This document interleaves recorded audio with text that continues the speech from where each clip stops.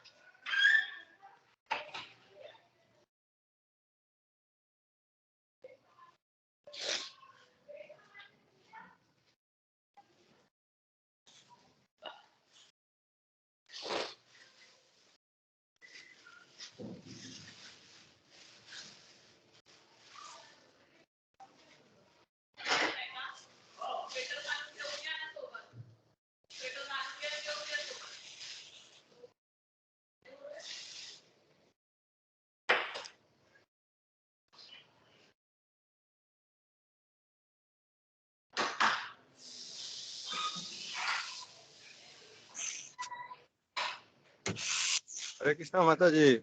हरे कृष्णा। हरे कृष्णा। अरे लिंक लग रहा है प्रभु जी आपका प्रेयर शुरू होते ही आपका चला गया था। ओह सॉरी मैं तो प्रेयर पूरी कर ली है। हरे कृष्णा। हरे कृष्णा। कोई बात नहीं प्रभु जी, प्रेयर तो हमने भी कर ली।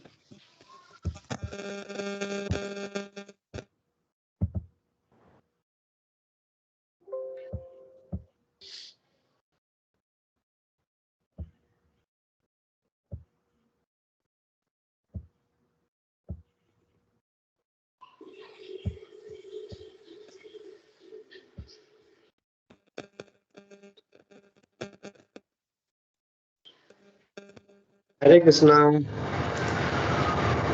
हरे कृष्णा प्रभु जी।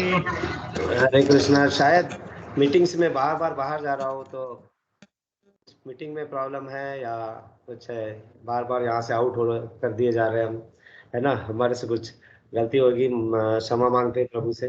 आगे बार तो आप सभी का फिर से एक बार स्वागत है। हम इस हमारे डिस्कशन में रामायण प्रभु रामचंद्र के बारे में हम सुन रहे थे। रामलला का आगमन हुआ और हमने पिछले सप्ताह 3 कांड रामायण के बारे में अध्ययन किया था, थोड़ा डिस्कशन किया था। कौन कौन से कांड थे? वो कांड थे बाल कांड पहले। हाँ, मेरी आवाज आ रही है? हाँ प्रभु जी आ रही है। प्रभु जी अभी आवाज आ रही है। हाँ जी आवाज आ रही है सर, स्क्रीन नहीं दिख रहा आपका। अरे आवाज नहीं, अभी आपने शेयर नहीं किया है। स्क्रीन तो शेयर, ओ ये सब बाहर ले जा रहा है मुझे, सब करने के बावजूद भी। अब आ रहा है? हाँ अभी आवाज आ रही है, हाँ, स्क्रीन भी आ गया अभी। हरे कृष्णा। हरे कृष्णा। हरे कृष्णा। तो हमने पिछले बार डिस्कशन किया था 3 कांड के बारे में। बाल कांड के बारे में हमने देखा था, जिसमें हमने देखा था कि वहां पे जब रामलला जनकपुरी में जाते हैं तो राम को देखकर जनक नंदिनी बाग में वो खड़ी की खड़ी रह गई। मतलब वो इतने सुंदर, इतने आकर्षित थे कि उनको देख के कोई भी मन मोहित हो जाता था। पर हमने अयोध्या कांड में देखा था, तो वहां पे भी हमने सब देखा था कि कैसे केवट को उनका पुण्य जन्मों का, कर्मों का फल अच्छे तरीके से मिला, प्रभु की सेवा करने की मिली। और वो वन में जाते हैं, वन में शबरी माता जी और वो सब का हमने डिस्कशन किया था। बाद में हमने अरण्य कांड में, जहाँ दंडकारण्य वन में जाते हैं और वहां पे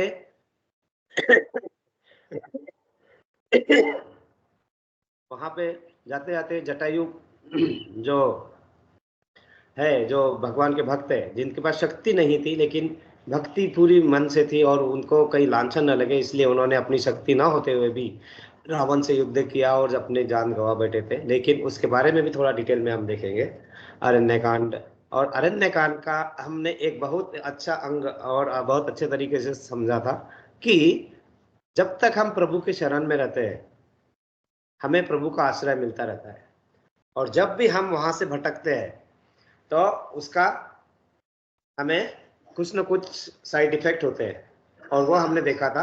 और वो वहां पे जो माता सीता थी, उनका मन जब भटक जाता है और उनका मन उस सोने जैसे दिखने वाले हिरन की तरफ जाता है और वो जिद करते हैं कि नहीं, मुझे सोने का हिरन ही चाहिए। समझाने, राम भगवान के समझाने के बाद भी वो नहीं, उनका मन पूरा उस हिरन पे रहता है। तो वहां पे हमने क्या देखा था कि जो सीता मैया है वो क्या कर प्रदर्शित करते हैं हमें, ये रिप्रेजेंट करती है जीव, मतलब हम लोग, जो हमारा मन बार बार इंद्रिय तृप्ति की तरफ भागता है, तो वो जो है उसका रिप्रेजेंटेशन सीता मैया के रूप में था। और उस रिप्रेजेंटेशन में ये एक बड़े अच्छे तरीके से हमें समझ में आया था कि जब भी हम भगवान की शरण से हमारा मन अलग जाता है तो हमें उसका परिणाम गलत या कुछ ही तरह से हमें उसको भुगतना पड़ता है। और वही यहाँ पे था अरण्य कांड में। और इसके आगे के कांड के बारे में हम अभी थोड़ा ब्रीफ में डिस्कस करेंगे। इसके बाद में हमने देखा था कि एक राम दशरथ का बेटा, एक राम घट घट में लेटा, एक राम है जगत पसारा, एक राम है जगत से न्यारा। मतलब राम भगवान हर तरह से दशरथ के बेटे के रूप में भी, घट घट में लेटे हुए भी है, जगत पसारा भी हर जगह, और राम जगत से न्यारा, ये सब देखा था। लेकिन इसके लिए एक सूत्र हमने देखा था कि अगर समर्पित कर दो भगवान को आपके किए हुए सब काम, तो भव सागर के तारक एक ही है, चाहे श्री कृष्ण को हो या श्री राम। और हमने एक सुंदर भजन की अनुभूति ली थी, जग में सुंदर है दो नाम, चाहे कृष्ण को हो या राम, बोलो राम राम राम, बोलो श्याम श्याम श्याम। मैं हूं अभी मीटिंग में। जी प्रभु आप सभी को जी सर, आप हैं सर। चलो, बार बार मुझे चेक करना पड़ेगा। अब हम आगे बढ़ते हैं किष्किंधा कांड की तरफ। तो जब हम ये रामायण के बारे में हम समझने का प्रयास करें तो हम रामायण नहीं पूरा और कांडों के बारे में पूरा अध्ययन नहीं कर सकते। हम कुछ विशिष्ट घटित घटनाएं वहां पे थी जो इतिहास में दर्ज की गई है और हमारे सामने रामायण के वाल्मीकि जी ने रामायण के रूप में लिख के दी हुई, वो हम उसके बारे में उसका कुछ इंपॉर्टेंट चीजों को हम अध्ययन या उससे कुछ सीख लेने का प्रयत्न कर रहे थे। सबसे पहले रामायण किसने लिखी थी अगर हमें नहीं पता है तो सबसे पहले रामायण जो है ब्रह्मा जी ने लिखी थी। और उस वो रामायण इतनी बड़ी थी कि वो रामायण हम पढ़ ही नहीं पाएंगे, इतनी बड़ी रामायण थी वो रामायण। जब हम जो उन्होंने लिखी ब्रह्मा जी ने, उस रामायण का हमें कभी लाभ ही नहीं ले पाए हम, क्योंकि वो रामायण इतनी बड़ी थी। और उसका मुझे नंबर एग्जैक्टली याद नहीं आ रहा है, मैं उसको बताता हूँ अभी, है ना। Anyway I come back to that. तो वो ब्रह्मा जी ने रामायण लिखी थी और उसके श्लोक जहां तक मुझे याद है कुछ करोड़ों में श्लोक थे उनके, है ना कुछ। और उतने श्लोक हम बद्ध जीव तो बिल्कुल नहीं कर सकते। इसलिए त्रेता युग में जब राम भगवान आए तो वाल्मीकि जी ने वो रामायण लिखी। और वाल्मीकि जी की रामायण उसमें कितने श्लोक थे? 24,000 श्लोक थे त्रेता युग में। क्योंकि उस समय हम शायद समझ सकते थे, उतने बद्ध जीव नहीं थे। लेकिन जैसे जैसे हम यहाँ पे आते गए कलयुग में तो बद्ध जीव हमारी समझने की याद करने की शक्ति धीरे धीरे धीरे कम होते गई। और इसीलिए जब उस रामायण से जो सेम सीख हमें रामायण से भी मिलती है, लेकिन वो बहुत डिटेल में हर चीजों को प्रभु खुद यहाँ पे आए, लीलाएं रची और मानव लीला के रूप में उन्होंने सब कुछ प्रदर्शित करके दिखाया हमें। और वो सब लिखित है 24,000 श्लोकों में। लेकिन जैसे जैसे हम आगे बढ़े कलयुग में आए तो वो भी श्लोक पढ़ना हमारे लिए और उतना भी सब पढ़ना समझना हमारे लिए इसके बस में नहीं था। और फिर हम सब भूल गए। तो फिर भगवान आए और श्री कृष्ण भगवान ने उन्होंने फिर अवतार लिया और फिर भगवत गीता 700 श्लोकों में हमें बताई। तो हम उसका अध्ययन कर रहे थे। लेकिन अभी हम कर रहे हैं रामायण के बारे में और रामायण से मिली हुई सीख के बारे में। तो हमने एक सीख जो देखी थी कि जीव जब भी हमें अपने आप को हम मन के अधीन कर देते और इंद्रिय तृप्ति के बंधन में बन जाते तो 3 गुणों में हम बन जाते, रजोगुण, सतोगुण, तमोगुण। और इन गुणों में बंधे होने के कारण हम वही करते जो हमें माया जगत में दर्शाया जाता है। हमारा मन उसी तरह दौड़ता है और वो हमारे पे कंट्रोल नहीं हो पाता है।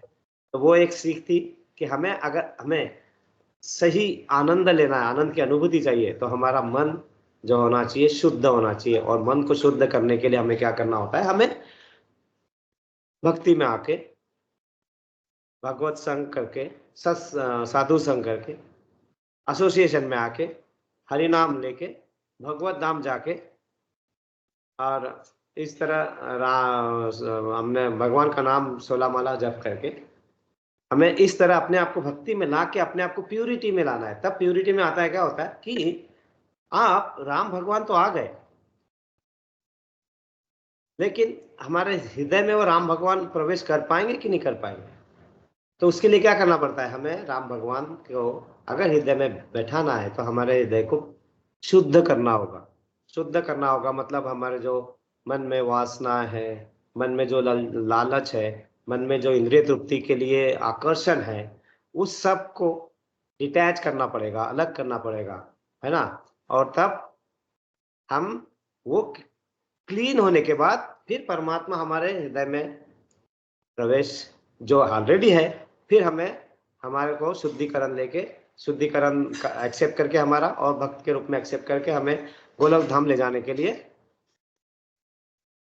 तैयार रहेंगे। भगवान तो हमेशा तैयार है, हमें ही तैयारी करनी है।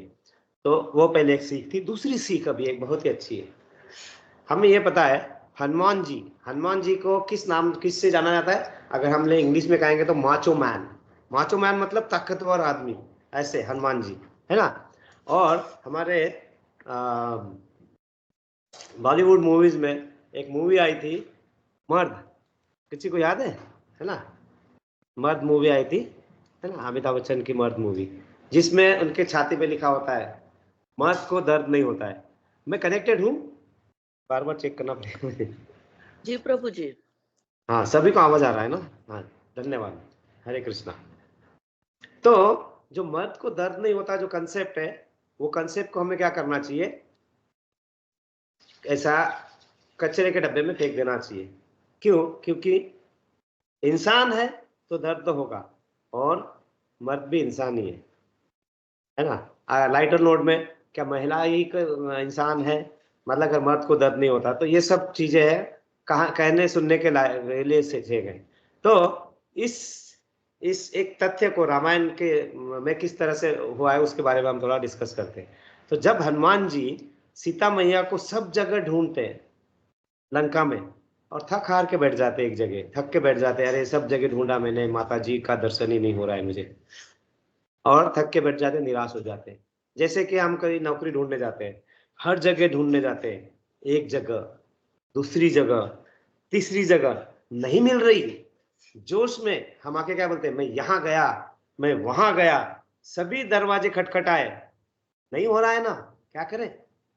गिव अप करने की कोशिश करते हैं। यही भावना हनुमान जी के मन में आती है कि मैंने हर जगह ढूंढा, अब मुझे क्या, मैं तो अब कुछ नहीं कर पा रहा हूँ। और Hanuman ji so called depression में आ जाते हैं। मैं पहले ही बताया, और हमें पहले ही समझ में आना चाहिए कि ये सब जो है ये हमें सांकेतिक रूप में लेना है।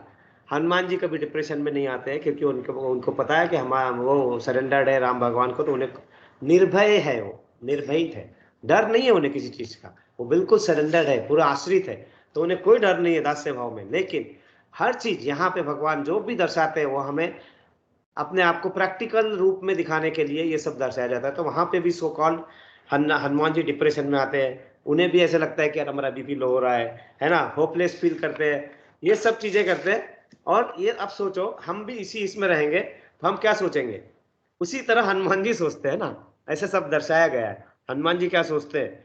अरे राम भगवान ने मुझे यहाँ भेजा था, किस लिए भेजा था? सीता मैया को ढूंढने के लिए। अगर सीता मैया नहीं मिली, देखो अब यहाँ सोचने की पराकाष्ठा, हम किस तरह अपने आप को दुखी करते हैं ना, आ बैल मुझे मार करके, ये सब है। तो अगर सीता मैया नहीं मिली तो राम भगवान विरह में मर जाएंगे, राम भगवान मर जाएंगे तो लक्ष्मण जी मर जाएंगे, लक्ष्मण जी मर जाएंगे, कौशल्या माता, कई माता, सुमित्रा माता, भरत, शत्रुघ्न सब अपने अपने प्राण त्याग देंगे, और अयोध्या की प्रजा तो बिल्कुल, अरे बाप रे, ये सब पाप मुझ पे लगेगा, इतना सब भार मेरे ऊपर है, और इस करके सर पकड़ के वो रोना चालू करते हैं। यही सब हम भी करते हैं। क्या चीज हमें नहीं है हमारे मन में, हम नहीं कर सकते, वो सब चीजों को हम इन्वाइट करते हैं ना। अगर ये होता तो, अगर मैं जा रहा होता और केले का छिलका पड़ा होता और उसमें मैं पैर देता और मैं गिरता और मेरा मकर हाथ टूटता और मैं होता, अरे बाबा ये सब सोच के क्या कर रहे हैं ना। जो चीज हमारे सामने उसको पहले अपना कर्तव्य निभाओ, सिर्फ फल को आशा मत करो। तो यही है। तो फिर सोचना चालू करेंगे, अरे इस जीवन से तो मृत्यु अच्छी है, ये बार बार रोज रोज के मरने से चल एक ही बार मर जाता हूँ। कितने लोगों के मन में ऐसे भौतिकतावादी विचार आया है? ऐसे है कोई जिनके मन में कभी ऐसा नैराश्यजनक विचार नहीं आया? यहाँ पे बैठे वालों में कोई?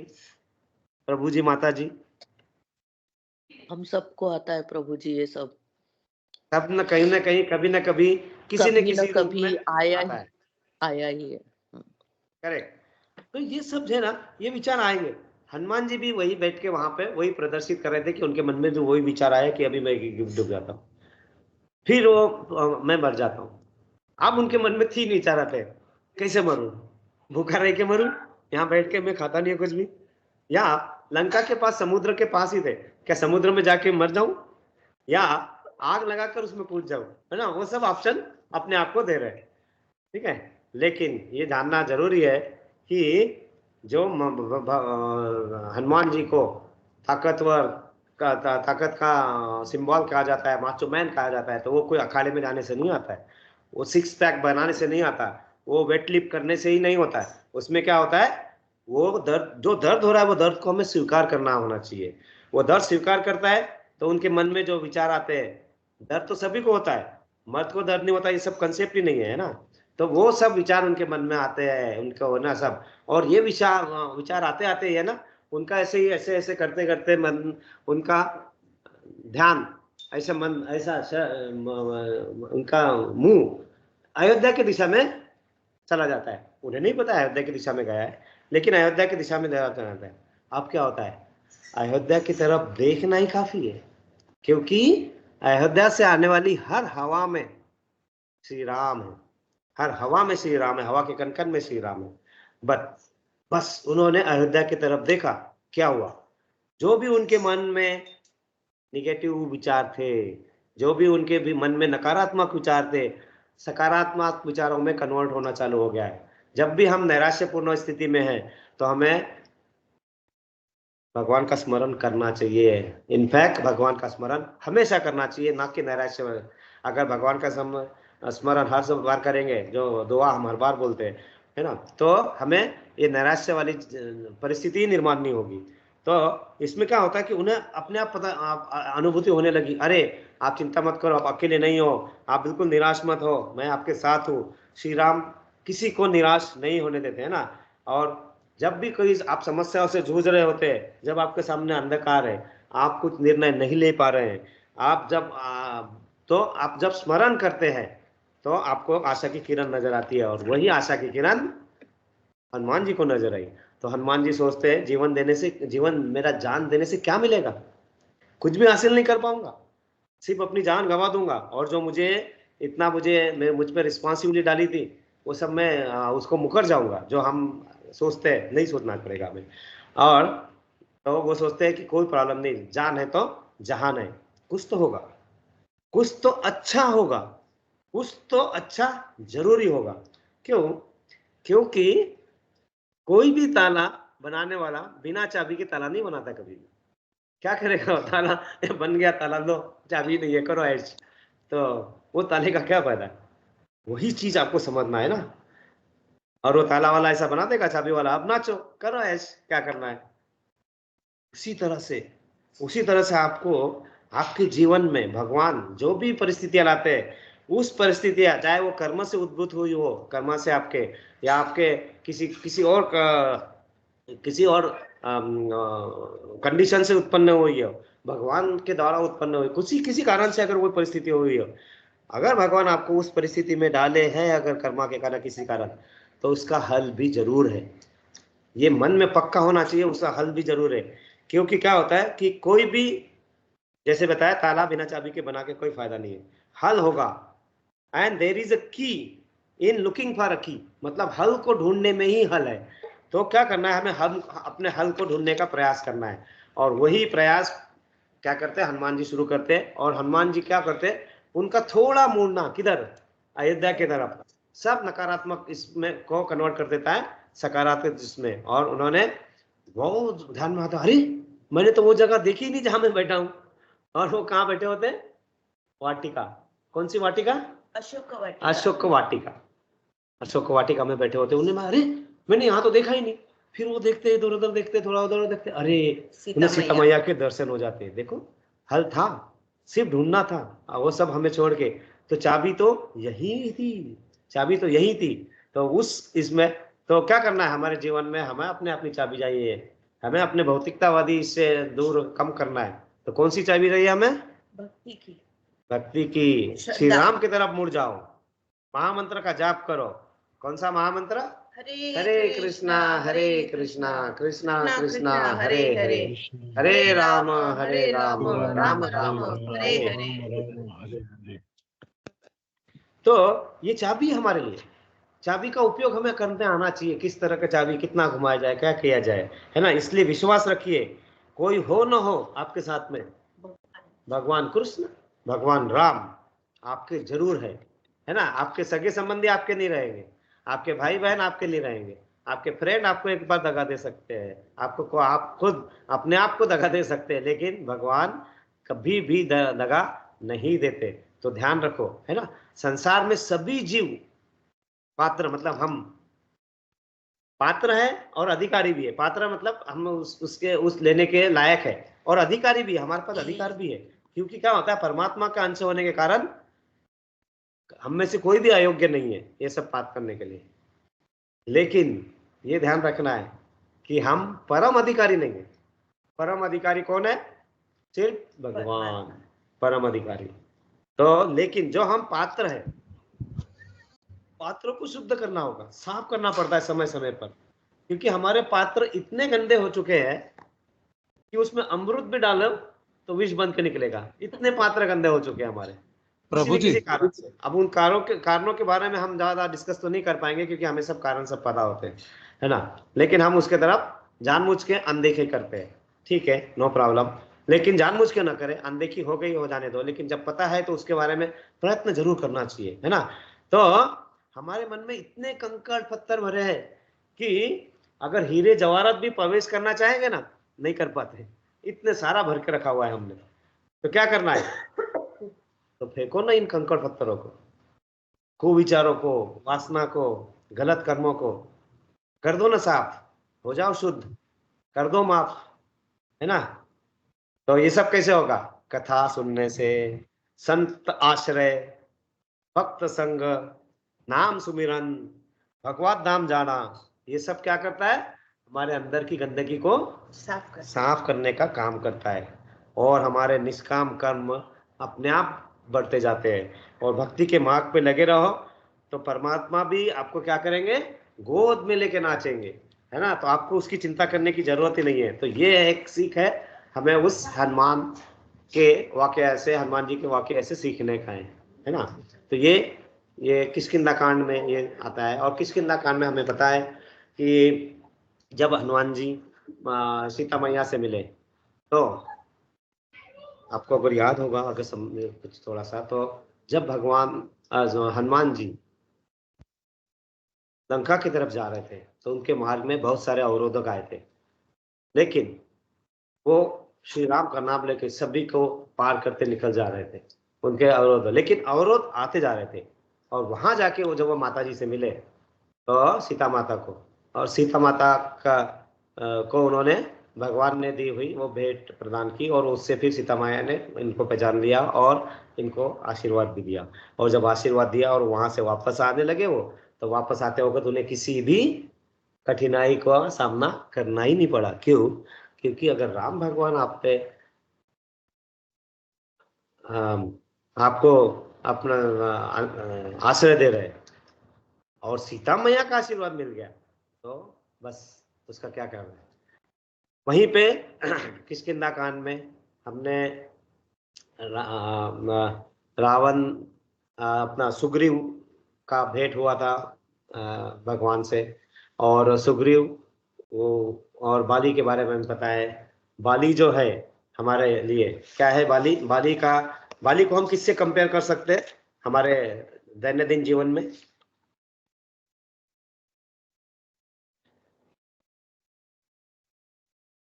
अहंकार से। और सुग्रीव जो है वो हमारे मन की तरफ।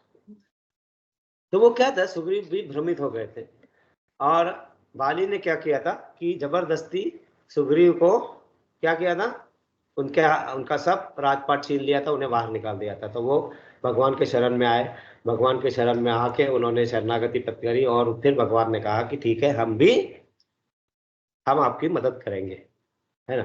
तो वो सब कहे, और उसमें भी जब अगर आप मदद चाहते हैं तो मदद चाहते हुए आपका मन फिर साफ होना चाहिए, आपके मन में कोई दुविधा नहीं होनी चाहिए। अगर वो दुविधा है तो आपको फिर से वो मदद उतनी मिलेगी जितना आपके मन में है। जैसे है ना, आपके मन में द्वेष है, आपका मन क्लीन नहीं है, तो क्या करेंगे हम उतना चीज ग्रहण ही नहीं कर पाएंगे जितना दिया जा रहा है, हमारे पात्र में से वो बाहर निकल जाएगा।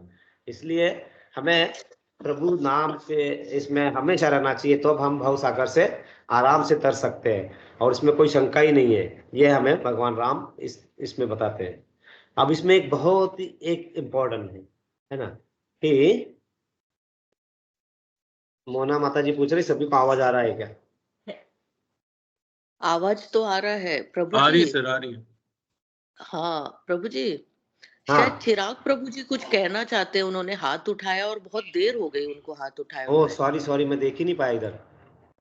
हाँ कोई बात नहीं, मैंने सोचा आपका पहले थोड़ा कंप्लीट हो जाए तो मैं नहीं आपको नहीं वो नहीं याद नहीं दिला दूं। Yes, no problem. Yes Prabhu ji, Chirag Prabhu ji please. धन्यवाद सॉरी प्रभु जी, धन्यवाद माता जी। नहीं एक्चुअली जब वो हनुमान जी की और राम भगवान के, भगवान कृष्ण की बात हो रही थी, तो हाँ इसके अंदर दो दो चीज थी कि इसमें जैसे भगवान राम जो है, तो उनको उनकी जिंदगी में जैसे देखा जाए तो उनके पास 16 साल में शायद उनको राज्याभिषेक के लिए घोषित कर दिया गया था। और उसके बाद जब उनको पता चला उनको कहा नहीं गया कि भाई आपको वनवास दिया गया है। तो जब उनको पता चला तो उन्होंने बोला कि भाई जब मैंने राज्याभिषेक के लिए मैंने जब स्वीकार कर लिया हंसते हुए, तो फिर मैं ये क्यों नहीं करूं, एक जगह या में हाँ और एक जगह ना, मैं चूजी कैसे हो सकता हूँ। तो भगवान राम ने हंसते हुए सारा किया। भगवान राम ने जैसे सीता माँ को भी खो दिया था, मगर उन्होंने कभी भी अपनी जिंदगी से मतलब ये वैसे तो उनकी लाइफ नहीं कह सकते, मगर उनके अवतार रूप से हमको तो यही सिखाया है कि भाई लाइफ में सारी मुश्किलें आएंगी। लक्ष्मण जी भी मूर्छित हो गए थे, सब हुआ, तो वो मगर वो जो उन्होंने सीख दी है कि भाई तुमको आगे ही बढ़ना है और बस अपना संकल्प करके चलना है। जैसे भगवान बिल्कुल कृष्ण भी थे, तो भगवान कृष्ण अपने बचपन से ही उनको सारे राक्षस मारने आते थे, तो राक्षसों को मारते मारते मारते उन्हें पूरी जिंदगी मथुरा छोड़ दिया, जहाँ बड़े छोटी सी एज में, तो उन्हें अपना घर छोड़ दिया, अपने सगी माँ का उनको प्रेम इतना नहीं मिला, मगर पूरी जिंदगी में उन्होंने कभी भी ऐसा अपनी जिंदगी में एक भी क्षण ऐसा उन्होंने नहीं बताया कि भाई मैं निराश हूँ, हताश हूँ, मगर वो आगे बढ़ते रहे, धर्म के कार्य में आगे बढ़ते रहे। तो उन्होंने उनसे काफी सीखने का है ये चीज में। यस। और जैसे ये हनुमान जी जो है, हनुमान जी को जैसे लंका जब उन्होंने पूरी जला दी और वापिस आए, तो उन्होंने राम के चरणों में गिर के बहुत रोए कि भाई मैं तो एक वानर हूँ, मैं लंका कैसे जला सकता हूँ, क्योंकि मेरी तो पूंछ जली तो बॉडी क्यों नहीं जल गई। तो बोले कि ये मैं राम नाम कर रहा था तो मुझे आपने बचाया है, और ये मैं सारी आपकी लीला से ही हुआ है। और इससे बिल्कुल विपरीत हुआ था कि जब गरुड़ राज ने वहां पे माता सीता का वो बचाव करने के लिए जब गए थे, उसके पहले उन्होंने वो एक प्रसंग था कि उनको ऐसा लगता है कि भाई मैं अभिमान आ जाता है कि भाई मैं गरुड़ राज हूँ और मैंने भगवान की सेवा की। तो उस प्रसंग में उनकी परीक्षा ली जाती है, तो वो जाके बोलते हैं कि भाई अगर ऐसे कैसे भगवान है कि जिनकी मैं रक्षा करूंगा, तो वो भगवान कैसे हुए। तो फिर उनको बोला जाता है कि आप जाइए और काक भूषणी जो है उनके पास जाइए, वो भगवान के जन्मों जन्म से लीलाओं का वर्णन कर रहे हैं। वो जैसे ही वहां पे प्रवेश करते हैं उनके आश्रम में, वैसे वो गरुड़ राज थे, मतलब पक्षियों के राजा। एक पक्षियों का राजा अगर कौवे के पास जाएगा शिक्षा लेने, तो सबसे पहला तो वो उसका वही ईगो ईगो ही उसको पीछे छोड़ना पड़ेगा। तो इसमें वो दो लेसन थे, एक तो जब वो अपना ईगो छोड़ के जब वहां पे जाते हैं क्वेश्चन का आंसर लेने के लिए, तो वो जैसे ही वो एरिया में प्रवेश करते हैं तो रोने लगते हैं। उनको वहां पे पॉजिटिविटी इतनी आती है, तो उनको रियलाइज हो जाता है कि भाई मैं कौन हूँ और ये सारा भगवान की लीला थी और मैं तो उसका एक अंश मात्र था। ऐसा तो हम ये सारी चीजों से काफी सीख सकते हैं कि भाई भगवान से हमको सीखना है कि भाई हमारा संकल्प लेके चलना है, और हनुमान जी और गरुड़ राज से सीखना है कि भाई हमारे अंदर अभिमान ईगो ये सब छोड़ेंगे तो ही हम मुक्ति पाएंगे। हरे कृष्णा। हरे कृष्णा प्रभु जी, बहुत अच्छा बताया आपने। ये सब बहुत ही अच्छा अरण्य कांड में सब घटित हुआ था। और रामायण में इतने सारी सीख है, कितने अगर आप शुरू करेंगे तो अभी तो हम जहाँ मैं जाता हूँ ना, तो उन्होंने तो रामायण के लिए अलग दिन एक शुरू ही कर दिया, अगले 3 महीने तक चलेगा, हर वीक, है ना। इतना ज्यादा वहां पे है, फिर भी हम छोटी छोटी चीजें जो इम्पोर्टेंट है उसको तो हम मिस नहीं कर सकते। इसलिए प्रभु जी धन्यवाद आपका, बहुत अच्छे आपने ये बताया, और ये सब चीजों से सीख लेने वाली है ना। तो रामायण अगर हम आगे करते हैं, आगे बढ़ते हैं ना, तो किष्किंधा कांड, उसके बाद में आता है सुंदर कांड, जिसमें आपको अंगद के पैर के बारे में पता है ना। हनुमान जी वो किस तरह से वहां पे जाते हैं, फिर उनका अभिमान किस तरह से टूटता है, वो सब चीजों को हम देखेंगे। लेकिन हम क्या करेंगे, इसको ये एक ब्रीफ में ये होता है, लंका कांड में युद्ध होता है, और वहां पे विभीषण भी आते हैं, और वो विभीषण को समझ में आ जाता है कि उन्हें क्या करना है, कैसे भगवान के शरण में आना है। इनफैक्ट वो तो रावण के भाई होते हैं और उनके घर पे जब रावण आते हैं और उन्हें देखते हैं कि उनके दीवार पे राम लिखा है तो वो चिढ़ जाते हैं। वो बोलते हैं कि मैंने ऐसा नहीं लिखा है, वो राम का मतलब है मैंने रावण और मंदोदरी का शॉर्ट फॉर्म लिखा हुआ है, मैं आप ही की पूजा कर रहा हूँ। रावण से राम रा ले लिया है, मंदोदरी से म लिया है, मैं तो आप ही की पूजा कर रहा हूँ, है ना। मतलब वो सब बहुत सारी चीजों का उल्लेख होता है। जब से सेतु बांधा जाता है तो राम नाम लेके जब पत्थर जाते हैं तो तैर जाते हैं, तर जाते हैं। तो काफी चीजों का लंका कांड में और उत्तरकांड में तो उसमें लव कुश के बारे में ज्यादा है। तो क्या करते हैं हम, ये कांड का हम थोड़ा ध्यान रखते हैं और जो जो चीज सीख इससे हम मिलती है उसके बारे में हम डिस्कस करना चालू कर मतलब कंटिन्यू रखते हैं। तो हम देखा था कि वहां पे हमने किष्किंधा कांड की तरफ हम थे, तो यहाँ पे हमने देखा था भगवान ने हमें ना एक नाव दे रखी है और उस नाव पे बैठ के हमें क्या करना है, इस संसार अपने इस भवसागर से पार करना है। मतलब हम नाव को अच्छी तरीके से चला के पतवार से हम अपने जमीन पे अच्छी जगह पे भी आ सकते हैं, लेकिन हम क्या करते हैं इस माया जगत में अपने पतवारों को इतने उल्टी तरह चलाते हैं कि हम चला चला के उस नाव को भवसागर में ले जाते हैं और वो होने वाले सब जो वहाँ पे लहरें हैं, लहरों में अपने आप को डुबा जाते हैं। और यहीं से बचाने के लिए भगवान एक सीख देते हैं। क्या करते हैं भगवान कि जीव को नियम और संयम के साथ विचारों को शुद्ध करने का तरीका बताते हैं। और वो इसका मतलब है जीव को शासन लगाते हैं। और जीव को शासन मतलब शास्त्रम, मतलब शास्त्रों में जो लिखा है उसका अध्ययन करो और उसका फॉलो करो।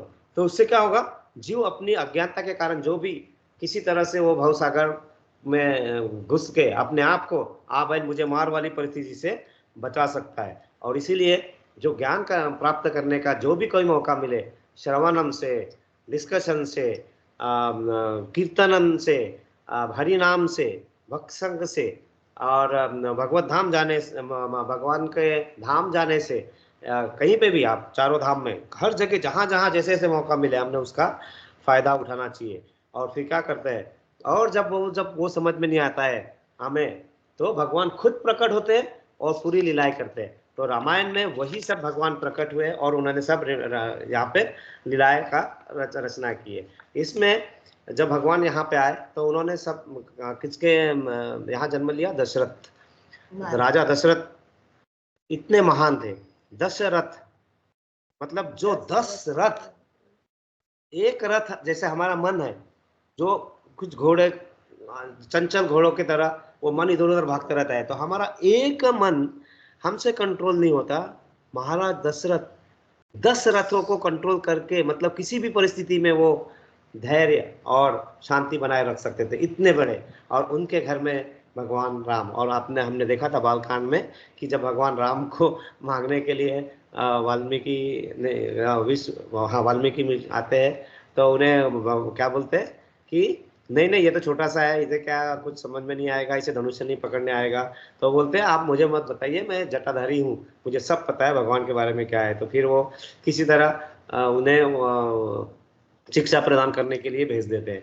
वहां पे ये सब चीजों का वर्णन जैसे जैसे होता है आगे हम देखते हैं कि जब राम भगवान हर चीज में अपना नियंत्रण, अपना मन एकदम शांत रखते हैं, और लक्ष्मण जी क्या करते हैं, हर जगह उन्हें क्या दिखाया गया, क्रोध दिखाया गया है ना। तो जब भगवान आते त्रेता युग में तो वो 4 रूप में आते हैं। रामचंद्र जी के रूप में जो जीवों को सामाजिक धर्म की शिक्षा, एक पत्नी व्रत, पिता की आज्ञा का पालन करना, ये सब चीज क्या करते भगवान खुद अवतरित होके हमें अपने प्रयोग, अपने मतलब जीवन लीलाओं से हमें यहाँ पे दिखाते हैं। लक्ष्मण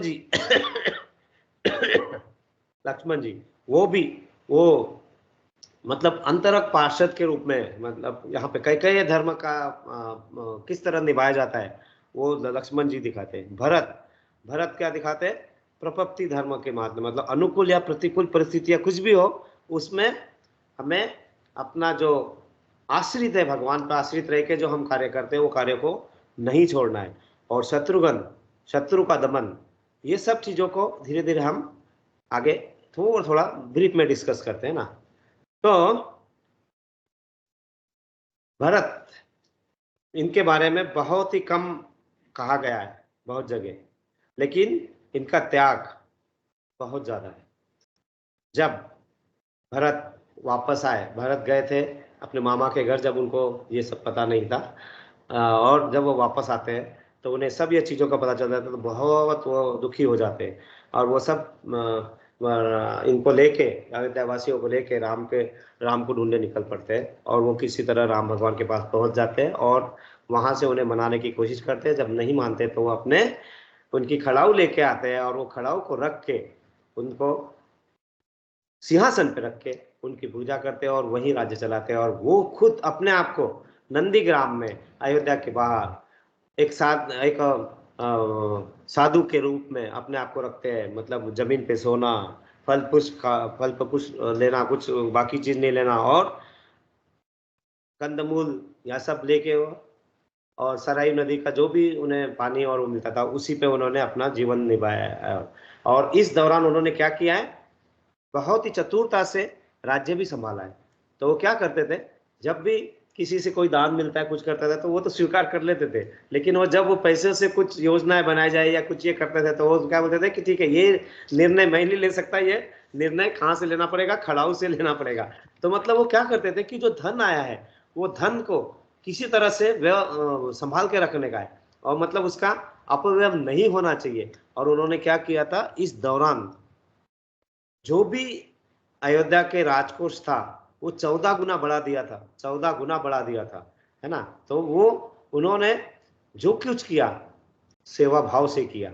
और इस समय उन्हें बहुत सारे कठिनाइयों के दौर से जाना पड़ा, क्योंकि जो अयोध्या के वासी थे, कुछ अयोध्यावासी भरत महाराज को ही दोषी मानते थे। अरे ये सब क्या है, कई माता को थोड़ी कहाँ से इतना ज्ञान आएगा, ये इनका ही सब राजनीति है, इनका ही खेल है, ये सब भी कहा जाता था उनके बारे में। कुछ लोग उनके पक्ष में भी थे, तो उनको सब कुछ इसमें उससे करना पड़ता था। लेकिन उन्होंने क्या किया, किसी भी तरह न डगमगाते हुए अपने जो धैर्य, उनका जो पालन है, कौन सा पालन, उनका राम आज्ञा नहीं, अपना सेवा, वो सेवा उन्होंने अवितरित सेवा जारी रखी। हमें भी वही करना होता है। कठिनाई आएगी, जैसे अभी चिराग प्रभु जी ने बताया कि ये कठिनाइयाँ कुछ भी आएगी, और उस समय अगर हम डगमगाएंगे तो अब खुश डगमगाएंगे, लेकिन हमें वहां पे सरेंडर करके भगवान को हाथ में दे देना है और निर्भय होके बस अपने कार्यों में लगे रहना है। यहाँ पे शत्रुघ्न के बारे में बहुत ही कम है। एक शत्रु का ही दमन किया था उन्होंने, जब लवणासुर का, तो उन्हें शत्रुघ्न कैसे कहा जा सकता है। लेकिन उन्होंने क्या किया था, उन्होंने अपने अहंकार रूपी शत्रु को दमन करके भरत की सेवा में लगे रहे। उन्होंने पूरा अर्थ संभाला, और अर्थ कभी राजधानी छोड़ता नहीं है, इसलिए शत्रुघ्न वहां राजधानी से बाहर नहीं आए। तो रामचंद्र जी ने क्या किया, आज्ञा सेवा, आज्ञा आश्रय का यहाँ पे हमें अपने लीलाओं से ज्ञान दिया।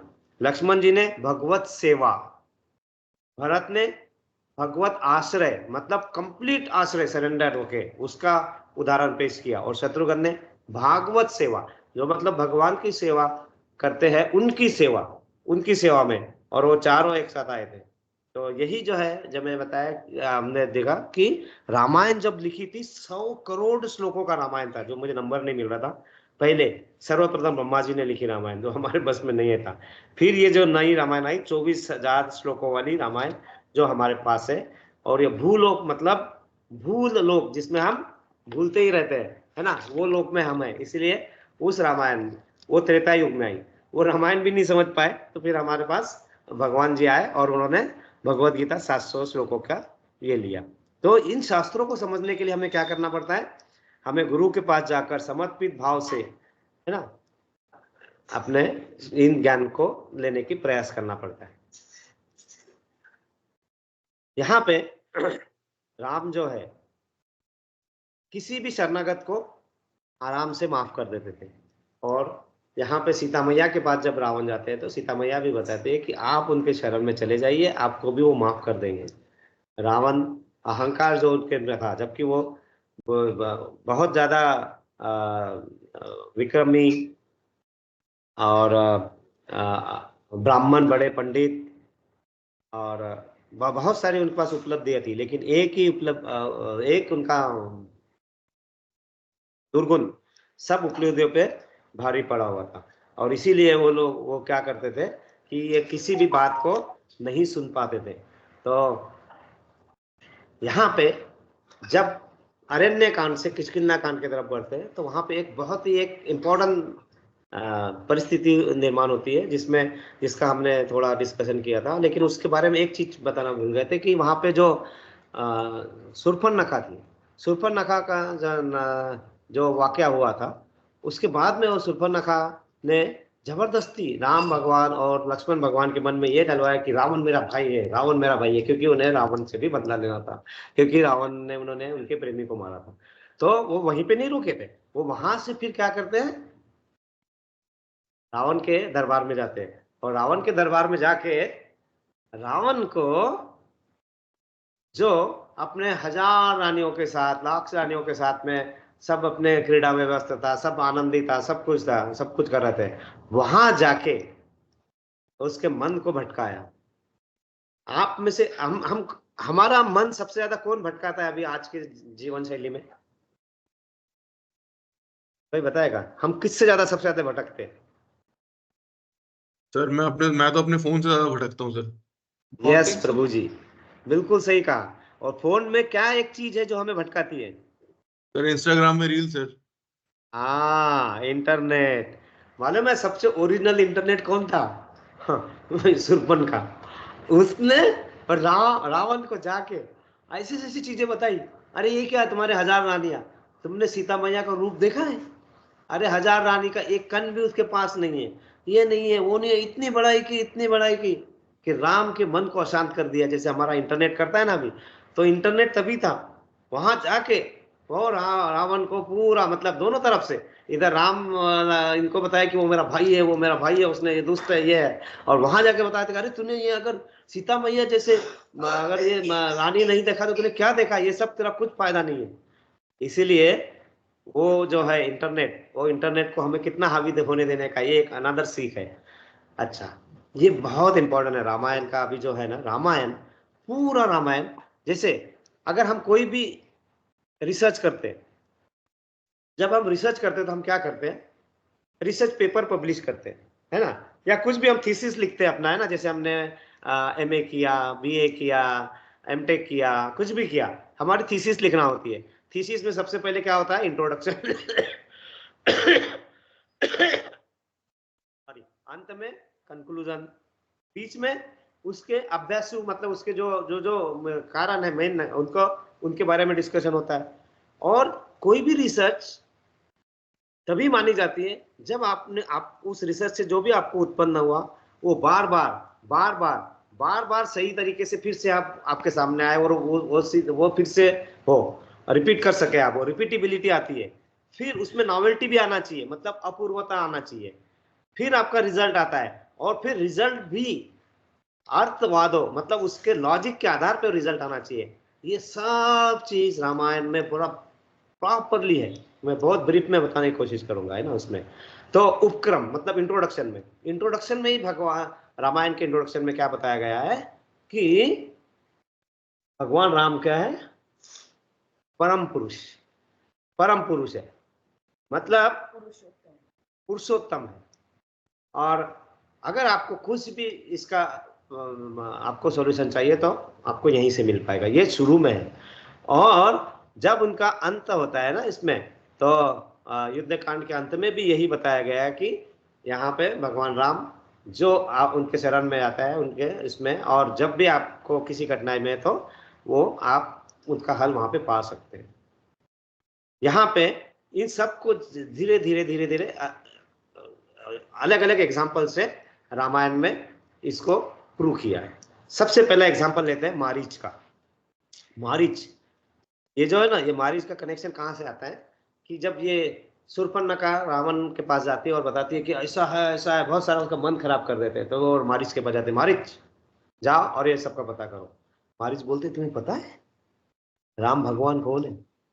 अरे तुम्हें अभी कुछ दिनों पहले तुमने उनसे हार खा चुके हो, यहाँ से आप हार के आए हो, राम भगवान के एक तीर से सब ये हो गया था। इसका एक उदाहरण ये भी था, पहले मारीच का ही उदाहरण कर ले लेते।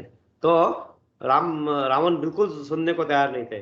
मारीच को बोलते तेरे पास दो ही ऑप्शन है, या तो तू मेरे हाथ से मरेगा या तो राम के हाथ से मरेगा।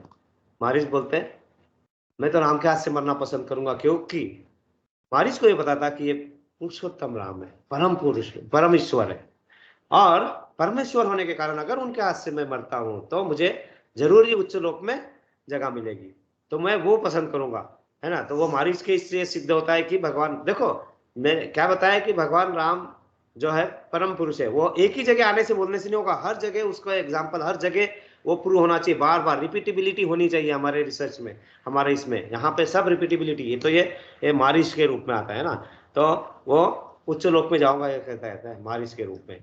फिर उसके बाद में वहां पे मारीच जाते और राम भगवान के पास जाके, और फिर बाद में मारीच अपना ऐसा रूप प्रदर्शित करते राम भगवान के सामने कि वो उन्हें मुक्ति दिला देते, है ना। तो बाद में वाली और सुग्रीव का, तो वाली जो था मैंने बताया था, वाली जो है मन को प्रदर्शित करता है, मतलब उसका कोई कंट्रोल नहीं हमारे ऊपर, और सुग्रीव जो है बुद्धि जो, लेकिन वो बुद्धि अगर हमारा उस पर आच्छादित बुद्धि होती है तो फिर हमें उसका फायदा नहीं मिलता है। तो मन हमेशा क्या करता है, बुद्धि को भटकाना चाहता है, लेकिन जब बुद्धि वाला आदमी भगवान की शरण में चले जाता है तो फिर उससे सहायता मिल जाती है। तो ये दूसरे एग्जाम्पल से उन्होंने प्रूव किया था। आगे और भी है, आज सुंदरकांड में एक बहुत ही अच्छा वाकया हुआ था। जब सीता माता के पास रावण आते हैं और रावण आना चाहते हैं तो क्या करती है सीता माता, किसी को पता है? थोड़ा सा एक तिनका रख देती है सामने, एक तिनका रख देती है वहां पे। आप देखो इसके कितने सारे इसके दृष्टिकोण हो सकते हैं। तो सबसे पहला, हमारे घर में मेहमान आते तो हम क्या करते, पहले उन्हें बैठने के लिए कुछ देते, सोफे पे बैठो, चटाई पे बैठो। तो उन्होंने वो शिष्टाचार निभाने के लिए उन्होंने एक तिनका रखा, मतलब यही मेरी चटाई है और इस चटाई पे तुम बैठो, तो शिष्टाचार का पालन किया, सबसे पहला। दूसरा, स्त्री पुरुष जब आमने सामने नहीं आते थे, उनके बीच में एक पर्दा होता था, झिलमिल, है ना। तो यही दूसरा उससे हम ले सकते हैं कि वो जो एक तिनका है, वो तिनका ही हमारे बीच में वो पर्दे का रूप में पर्दा रूप में रहेगा। तो ये दूसरा उसका एग्जाम्पल है। तीसरा, रावण ने जो भी सीता माता को ऑफर किया, मुझे इतना धन है, इतना सोना है, इतना ये है, इतना वो है, वो सब सीता माता क्या कहती है, तुम्हारे जो भी ऑफर्स है वो एक तिनके के बराबर है। ये तीसरी चीज है, देखिए, है ना, क्योंकि जब घमंड से जो भी आता है ना तो सब तिनके के बराबर हो जाता है। चौथा, जैसा ये तिनका होता है ना, तिनका घास, वो कुछ समझ नहीं पाता, उसको कुछ भी समझाए कुछ नहीं समझेगा। तो वो ही जैसे वो कुछ समझ नहीं जाता, वैसे ही रावण है ना, रावण तुम्हारा दिमाग भी वैसा ये तिनका की तरह, मतलब तुम्हारे दिमाग में पूरा भूसा भरा हुआ है। देखो हाँ, वो एक उसका चौथा मीनिंग है ना, कि ये तिनका जो दिखा रही हूं मैं प्रदर्शित करता है कि तुम्हारे दिमाग में पूरा भूसा भरा है। पांचवा, जो भी तुम पराक्रमी हो और शक्ति दिखा रहे हो, सब तुम्हारी शक्ति और वो ये तिनके के बराबर है, वो तिनके के बराबर है, पांचवा, है ना। छठवा क्या है, सीता माया बोलती है तुम मेरे बारे में चिंता मत करो, मैं मुझे बचाने के लिए कोई सीरियस नहीं हूं, क्योंकि मेरा जीवन भी इस तिनके के बराबर है, लेकिन मैं रामचंद्र जी को नहीं छोड़ूंगी। और मुझे यह भी पता है जिनके साथ में भगवान राम होते हैं उनका कोई बाल बाका नहीं कर सकता। ये एक तात्पर्य है। और एक तात्पर्य है, जब आप अधर्म के तरफ जाएंगे, धर्म को छोड़ देंगे, तो पता है हमारे और पशुओं के बीच में क्या डिफरेंस है? हम सोच सकते हैं, हम धर्म के बारे में सोच सकते हैं, नहीं तो कैसा है, खाना पीना, आहार, निंद्रा, भय और मैथुन, ये सब तो कॉमन है। क्या चीज है? धर्म। अगर तुम धर्म के बारे में नहीं सोच सकते हो तो तुम पशु से ज्यादा तो और क्या हो। इसीलिए पशु को देने के लिए जो चारा होता है, ये लो, मैं तुम में हमारे घर में मेहमान आए हो तो ये लो भूसा खाओ, वो भी एक है। मतलब वो भी एक शिष्टाचार निभाया है माता जी ने। मतलब जो अधर्मी की तरह सोचेगा तो वो क्या करेगा, पशु है ना, पशु है उसमें। उसके आगे रामचंद्र जी हरे जब कृष्णा प्रभु। यस यस माता जी, प्रभु जी। तो हम लोग तो पशु से भी ज्यादा गिरे गुजरे हैं ना। हम लोग फैसिलिटी तो 4 काम में फैसिलिटी खोजता है, पशु ऐसा नहीं करता जितना हम लोग करता है उसमें गिरा हुआ। बिल्कुल बिल्कुल, ज्यादा तो कुछ हाँ कुछ पशु खाएगा, तो कुछ पेट समझ खराब करते हैं। होता है। यस हम लोग प्रभु ज्यादा Yes, खाएगा तो पेट खराब होगा, दवा खाना है, सोने के लिए नींद की दवा खाना है, वो लोगों को कुछ नहीं खाना है, किधर भी खाओ किधर भी सो जाओ। हनीमून बनाने के लिए लंदन जाओ, अमेरिका जाओ, वो लोगों को कहीं नहीं जाना है। ये लेकिन धर्म नहीं करना, यही मेन प्रॉब्लम है। हरि बोल प्रभु जी, बिल्कुल सही। तो ये सब चीजें, इसके आगे भी माता जी क्या कहती है, ये तिनका तुम्हें और काम में आएगा। रावण गुस्से में लाल हो जाता है, ये क्या बताते जा रही है। बोले जब राम भगवान आएंगे हमारे ये सोने की लंका को तहस नहस कर देंगे, जला डालेंगे, पूरा डालेंगे, सॉरी पूरे तहस नहस कर देंगे। रहेंगे का तो तिनके से अपनी झोपड़ी बना लेना, रह लेना वहां पे, है ना, वो भी तुम्हारी कुटिया बनाने के काम आएगा। ये तिनका का इतना महत्व है। और ये तिनका जो है ना, ये तिनका रामचंद्र जी के श्रद्धा का है, इसका तो तुम बाल भी बाका नहीं कर सकते। इसलिए ये तिनका मैं दे रही हूं, तुम रामचंद्र जी के आश्रय में आ जाओ तो तुम्हें सब इससे मुक्ति मिल जाएगी, है ना। ये सब चीजें यहाँ पे भी आई है ना, उस सुंदरकांड में भी इसका वर्णन हुआ है। क्या बता रहा है कि कोई भी रिसर्च में हर जगह रिपीटेबिलिटी होनी चाहिए, मतलब बार बार उसको हमें प्रूव करते आना चाहिए। फिर युद्ध कांड में आते, विभीषण आते हैं, उन्हें समझाते हैं, अरे भाई समझ जाओ, भगवान की भव्यता को समझो। रावण बोलते हैं अरे छोड़ तू, वो मेरा क्या बिगाड़ सकता है, जा छोड़ के तुझे जहां जाना है जा। वो राम की तरफ चले जाते हैं। और इसीलिए विभीषण को श्रीमान की उपाधि दी गई है ना, क्योंकि वो श्रीमान वो होते हैं जो क्या करते हैं, लंका के ऐश्वर्य को छोड़ के और भगवान की तरफ आ जाते हैं, कि भगवान के ऐश्वर्य को वो समझ जाते हैं, इसलिए उन्हें श्रीमान कहते हैं। और जब वो विभीषण जब वहां पे अंतरिक्ष में जाते हैं तो अपने 4 मंत्रियों के साथ जाते हैं। और 4 मंत्री कौन से होते हैं उनके, वो 4 प्रतिनिधि जो है, वो 4 प्रतिनिधि, पहला है विवेक। विवेक मतलब शरीर और आत्मा के बीच में जो संतुलन बनाना है, इधर जाओ उधर जाओ, ये करो वो करो, ये खाओ वो खाओ, वो विवेक। दूसरा वैराग्य, मतलब किसे स्वीकार करूं और किसे अस्वीकार करूं। तीसरा है सामदाम, मतलब अपने मन भगवत प्राप्ति के लिए इच्छा करना, जो हमें करना चाहिए, मनुष्यत्व, है ना, ये मनुष्यत्व। तीसरा सॉरी मनुष्यत्व, मतलब मनुष्य धर्म में हमने क्या करना है कि भगवान धाम जाने का प्रयास करना चाहिए, भगवान के शरण में आना चाहिए, नाम स्मरण करना चाहिए, भगवत अपने ऐसा हम यहाँ पे आके बैठते हैं, हम बहुत ही भाग्यशाली है। कितने लोगों को हम SMS भेजते हैं, कितने लोग आ पाते हैं, कितने लोग सुन पाते हैं। तो ये जो हमें मिला है ना, वो उसका हमने पूरा यूज करना आना चाहिए। और बाद में समदान, मतलब अपने मन और इंद्रियों को कंट्रोल करने की शक्ति। ये 4 जो उपलब्धियां थी, वो 4 उपलब्धियां किसके पास थी, विभीषण के पास। वो 4 मंत्री थे। और उन 4 को दूसरे भी 4 प्रतिनिधि थे, ऐसे दिखाया गया है कि एक है अचिंतमत्वम, मतलब हमारा कोई भी नहीं है भगवान के सिवा। दूसरा है अनन्य गतिमम, हमारी कोई गति नहीं है, भगवान जो चाहेंगे वही करेंगे। सरलता, तीसरा, मतलब भगवान किसी को भी स्वीकार कर लेते हैं, आप उनके शरण में जाओगे तो। शक्ति, भगवान किसी को भी आश्रय दे देते हैं। ये सब चीजों का धीरे धीरे हर जगह वहां पे उल्लेख हुआ है। मतलब सिर्फ रिसर्च के बिगिनिंग में ये नहीं बताया कि भगवान राम परमेश्वर है, उसके हर जगह रिपीटेबिलिटी आई है, हर कांड में रिपीटेबिलिटी आई है। और ये सब चीजों को, और एक है शुरू में ये भी आया है कि देवताओं को जब देवताओं के सामने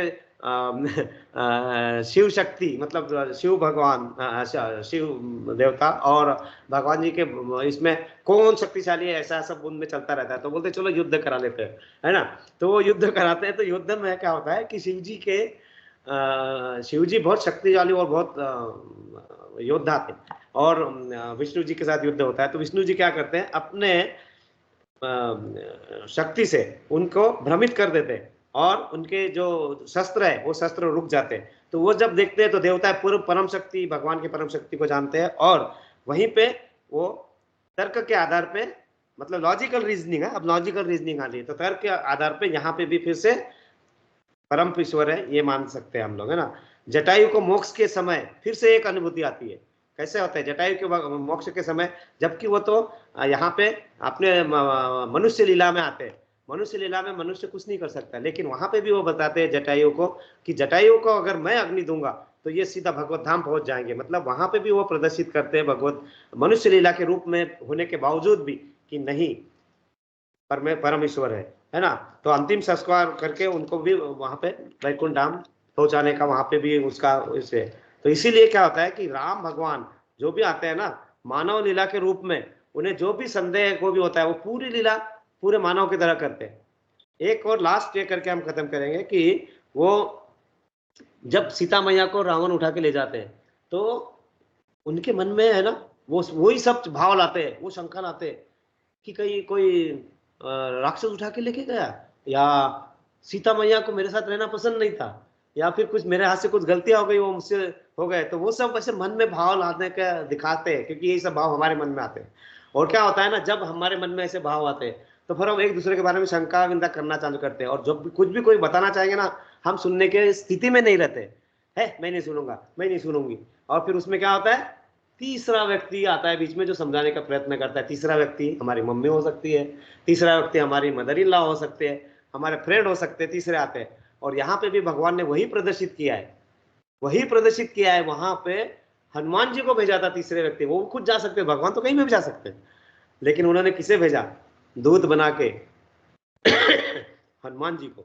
मतलब वो तीसरे मध्यस्थी का भी एग्जाम्पल यहाँ देते हैं। और वहां पे जब वो युद्ध की तरफ जाते हैं तो उन्हें कौन सी सेना का आश्रय लेते हैं, वानर सेना। वानर मतलब क्या होता है, वाह मतलब वानर, मतलब वो जो नर के समान दिखते हैं लेकिन नर नहीं है, इतने ये नहीं है, नर नहीं है, वो पशु है, वानर। और उस वानर का हमारे साथ, वानर जिस तरह वृक्ष पे इधर से उधर कूदते रहता है, वैसे ही हम लोग वैष्णव जो है, सब लोग वैष्णव मतलब जो भक्ति में है, वो वैष्णव भी वानर के तरह में है। क्योंकि हम मनुष्य की तरह दिखते हैं लेकिन मनुष्य की तरह हम उतने नहीं रहते हैं, क्योंकि हम भगवान को समझने का प्रयास करते हैं, उनके शरण में जाते हैं। और ये जो वेदों के शब्द है, जो ध्वनि हमारे कानों में आती है, वो हम उन ध्वनि की शाखाओं को आगे बढ़ाते हैं, सुनते हैं, यहाँ से आगे बढ़ाते हैं, आगे सिखाते हैं। तो हम भी रिप्रेजेंटेशन हम क्या करते हैं उस वानर की सेना का ये। तो भगवान भी हम पे आश्रित है। भगवान युद्ध जीत सकते हैं, भगवान इस कलयुग का भी युद्ध जीत सकते हैं, लेकिन भगवान यहाँ के बुद्ध जीवों को जो कुछ भी समझाना है वो हम वैष्णवों पे आश्रित है। और क्योंकि हम पे रिस्पॉन्सिबिलिटी डाली है, भगवान ने हमें प्रतिनिधित्व दिया है, तो हमारा कर्तव्य बनता है कि हम जो भी चीज सीखते हैं हमारा संदेश बद्ध जीवों तक ले जाए। अगर हम इस ले जाने में असफल रहेंगे तो भगवान ने दिया हुआ कार्य हम अच्छी तरह से नहीं कर रहे, ये मन में लाना चाहिए। इसलिए भगवान जब हम पे आश्रित है तो हमारे इस शरीर रूपी लंका को और मन रूपी रावण को जलाकर सभी भगवान की सेवा में लगना चाहिए। और पूरी तरह वैष्णव पे मैं आश्रित हूँ ऐसे भगवान कहते हैं, उसका हमने पालन करना चाहिए। इसी तरह रामायण जो है वो कथा और लीला ही नहीं है, ये रामायण क्या है, रामचंद्र जी का प्रयास हम सबको सही मार्ग पे लाने के लिए। बोलो सीता राम लक्ष्मण हनुमान की जय। बहुत फास्ट जाना पड़ा, लेकिन हमारे पास इतना ही समय था, तो ज्यादा समय तो ले लिया, सिर्फ 2 मिनट, सॉरी, उत्तरकांड में। तो जब वाल्मीकि ने रामायण लिखे है ना, बहुत, अब ये रामायण तो लिख ली, अब ये रामायण सब तक पहुंचाएगा कौन, कैसे ले जाए, इंस्टाग्राम पे कौन डालेगा, ये कौन बनाएगा, उसको म्यूजिक कौन बनाएगा, ये सब उनका वो देखना चालू किया। तो वहां पे है ना उनके आश्रम में है ना उन्होंने लव कुश रहते थे, है ना, भगवान राम ने सीता मैया को वाल्मीकि के आश्रम में रखा था, और उन्हें ये नहीं पता था कि लव कुश उनके ही बेटे हैं। उसके भी कुछ यहाँ है कि उन्होंने हनुमान जी को भी बांध दिया था लव कुश ने, बहुत ही शक्तिशाली सभी तरह थे, और बुद्धि सब कुछ थे उनके पास। और एक बार तो राम का भी आमना सामना हुआ था, और राम को भी वो आगे बढ़ने नहीं दे रहे थे। बहुत सारे उदाहरण है, लेकिन एक ये जो है, तो ये जो थे बहुत अच्छे तरीके से गाते भी थे, भजन भी करते थे, कीर्तन भी करते थे। तो वाल्मीकि जी के ध्यान में आया कि अरे ये जो है इसको काव्य रूप में कन्वर्ट कौन कर सकता है, तो लव कुश। तो वो लव कुश ने फिर रामायण को काव्य रूप में कन्वर्ट करके भी कहा गया है। तो और भी बहुत सारी चीजें हैं, लेकिन हमें क्या करना है, हमें भगवान ने जो हमारे ऊपर रिस्पॉन्सिबिलिटी डाली है, हम पे जो आश्रित है वैष्णव रूप में, जो वानर सेना के रूप में, तो हमें सिर्फ नर न रह के हमें अपना वैष्णव धर्म, मतलब जो धर्म दिया है वो पालन करना चाहिए, और उसी तरह हम आगे बढ़ सकते हैं। तो इसी तरह इस रामायण का छोटा सा डिस्कशन हम यहाँ पे रोकना चाहेंगे। बहुत कुछ है, बहुत कुछ है, लेकिन सीख भी बहुत सारी है। हमने कुछ सीख यहाँ पे लेने का प्रयास किया, बहुत सारी सीखे, और वो जैसे जैसे हम भगवत गीता पढ़ेंगे उसमें भी इस सीखों का उदाहरण, क्योंकि ये जो रामायण जो था ये भी पूरा का पूरा घटित किया गया था, इस तरह से रचा गया था कि वो पूरी जो घटनाएं हैं हमारे लिए लागू होती थी। लेकिन वो कितने सारे श्लोकों का है, 24,000 श्लोक। इसलिए फिर भगवान जब आए कलयुग में तो उन्होंने 700 श्लोकों का ये दिया, और भगवत गीता दी, और हम उसे समझ के अपने जीवन में आचरण में लाने का प्रयास कर रहे हैं। इसलिए हम सभी को उस प्रयास में शक्ति मिले, बुद्धि मिले, आगे बढ़ने का, हम आगे बढ़ते रहे। ये सब चीज़ों का हमें हमेशा भगवान का साथ रहे, इसीलिए, और सबकी तबीयत अच्छी रहे, प्रकृति अच्छी रहे। और किसी के लिए कोई स्पेशल प्रेयर्स? बच्चों के लिए एग्जाम आ रहे हैं, उनके लिए प्रेयर्स?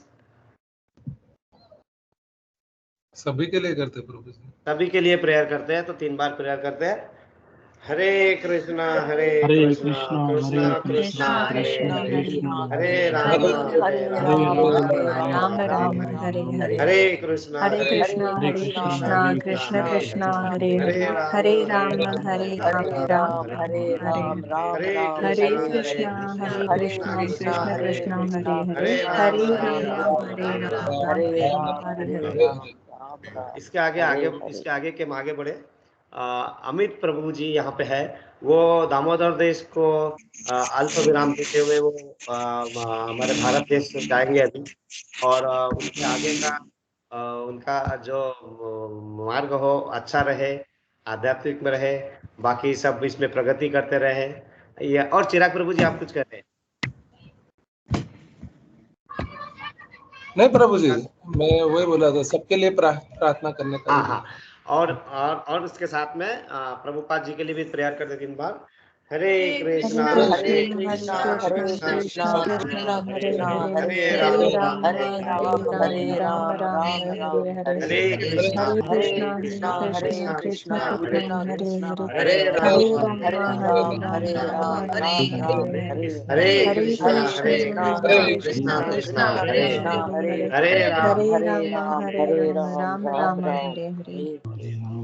क्या भगवत गीता ग्रंथराज की जय। वाञ्छाकल्पतरुभ्यश्च कृपा सिन्धुभ्येव च पतितानां पावनेभ्यो वैष्णवेभ्यो नमो नमः। की जय, गुरुदेव की जय, प्रभुपाद की जय, निताई गौर प्रेमानंदे, हरि हरि बोल।